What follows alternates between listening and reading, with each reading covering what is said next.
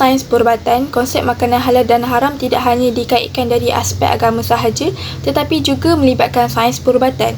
Pemahaman konsep halal dan haram dalam sains perubatan melibatkan penyelidikan dan aplikasi prinsip-prinsip sains dalam aspek pemakanan.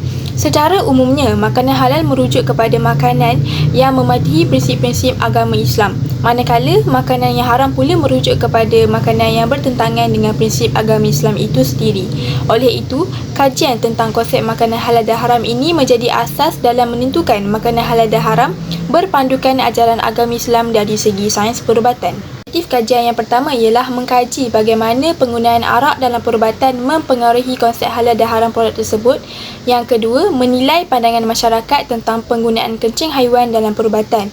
Yang ketiga, mengenal pasti kepentingan pemakanan yang halal bagi perubatan. Seterusnya, bagi persoalan yang pertama ialah bagaimanakah penggunaan arak dalam perubatan mempengaruhi konsep halal dan haram produk tersebut. Persoalan yang kedua, apakah pandangan Islam tentang penggunaan kencing haiwan dalam perubatan? Yang ketiga, apakah kepentingan pemakanan yang halal bagi perubatan? Konsep makanan halal dan haram. Okey, seperti mana kita tahu, Al-Quran menjadi asas petunjuk utama dalam menentukan halal dan haram, terutamanya dari segi makanan. Isu berkaitan bahan mentah seperti gelatin, lemak, darah, arak, anggota haiwan yang tidak disembelih, bangkai dan haiwan yang tidak dibenarkan atau diharamkan seperti khinzir menimbulkan satu kebimbangan di kalangan pengguna, terutamanya Muslim, dalam memilih produk makanan yang dijamin kesuciannya. Seterusnya, konsep halal dan thayyiban ni adalah satu benda yang sinonim dan juga berkait rapat. Halal merujuk kepada perkara yang dibenarkan oleh syarak, manakala haram ni adalah satu perkara yang dilarang.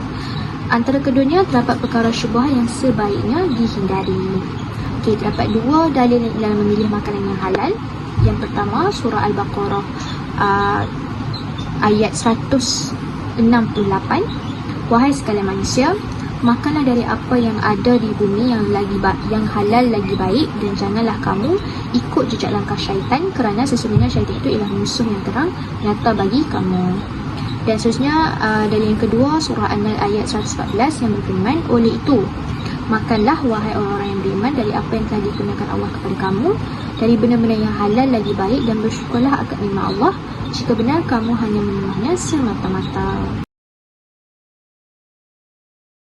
Terdapat 4 syarat-syarat keharusan penggunaan ubat yang mengandungi bahan-bahan haram. Yang pertama adalah darurat itu benar-benar berlaku dan bukan sesuatu yang tidak pasti.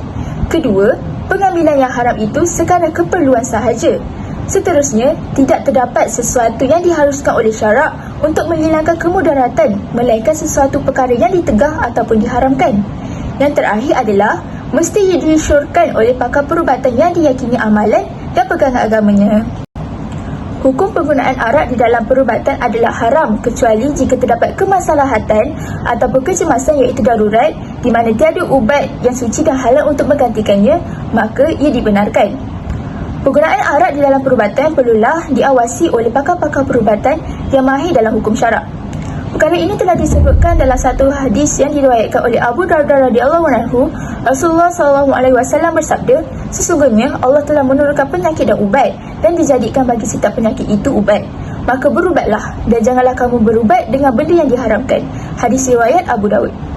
Oleh itu, bahan-bahan yang tidak halal dan diharamkan oleh Allah Subhanahu Taala seperti yang terkandung dalam Al-Quran ataupun yang telah dijelaskan oleh Nabi SAW sama sekali tidak boleh dijadikan ubat untuk merawat penyakit walaupun dalam kuantiti yang sedikit.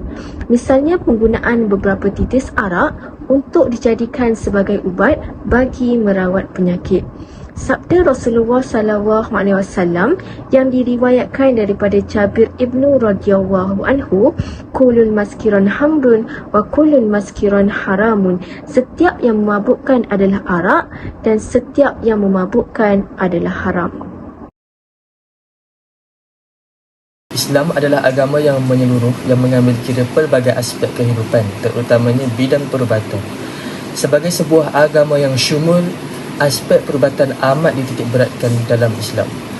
Fenomena global menunjukkan peningkatan kepelbagaian cara dalam merawat penyakit, termasuk penggunaan kaedah rawatan yang mungkin dianggap kontroversi seperti penggunaan air kencing unta dalam perubatan moden. Sesetengah masyarakat mengamalkan penggunaan air kencing unta sebagai rawatan alternatif yang dipercayai dapat menyembuhkan penyakit, dan seterusnya ia dijual kepada masyarakat seperti jemaah haji dan umrah. Pada umumnya, air kencing unta sering digunakan oleh masyarakat untuk merawat penyakit tertentu. Perkara ini timbul selepas adanya hadis Nabi SAW yang diriwayatkan oleh Anas radhiyallahu bahawa datang sekumpulan Badawi dari Puak Urainah kepada Nabi SAW dan memeluk Islam. Kemudian mereka terkesan dengan suhu Madinah. Kulit mereka menjadi kekuningan dan kembung perut mereka. Lalu Nabi SAW mengirimkan kepada mereka susu unta dan mengarahkan mereka untuk minum susu dan air kencing unta sehingga mereka sembuh. Riwayat An-Nasa'i. Berdasarkan hadis di atas, ulama mengeluarkan dua pandangan. Pertama, air kencing unta bukanlah najis di sisi Imam Malik, Imam Ahmad dan sebahagian salaf. Pendapat ini juga disokong sebahagian ulama mazhab Syafi'i seperti Ibnu Muzir, Ibnu Hibban dan lain-lain. Pendapat kedua menyatakan air kencing unta adalah najis. Ini adalah pendapat Imam Syafi'i sendiri dan jumhur ulama seperti yang disebut di dalam Fathul Bari. Hukum berbuat menggunakan air kencing unta. Imam Nawawi berpendapat ia adalah dibolehkan. Namun, ia bergantung kepada beberapa syarat. Hendaklah orang yang mengambil air kencing sebagai ubat itu seorang yang arif tentang ubat-ubatan, dan sekiranya tidak arif, hendaklah mendapat nasihat perubatan dari pengamal perubatan muslim yang adil. Tambahan daripada Imam Baghawi pula, cukup dengan seorang pengamal perubatan sahaja.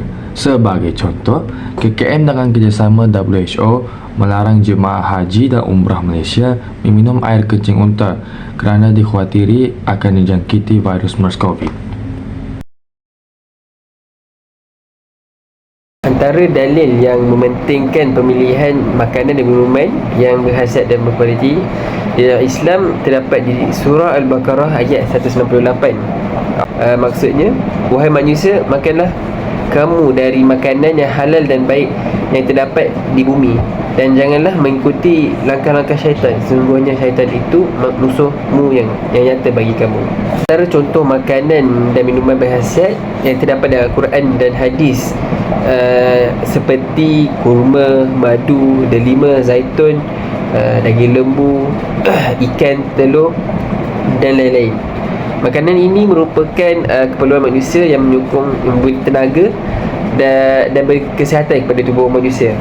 Kajian saintifik dari American Journal of Clinical Nutrition menunjukkan buah delima mengandungi antioksidan yang mampu mencegah oksidasi dan kolesterol jahat serta memberikan perlindungan terhadap penyakit jantung, manakala bijirin kembali dikaji dapat meningkatkan imuniti, mencegah osteoporosis dan membersihkan perut.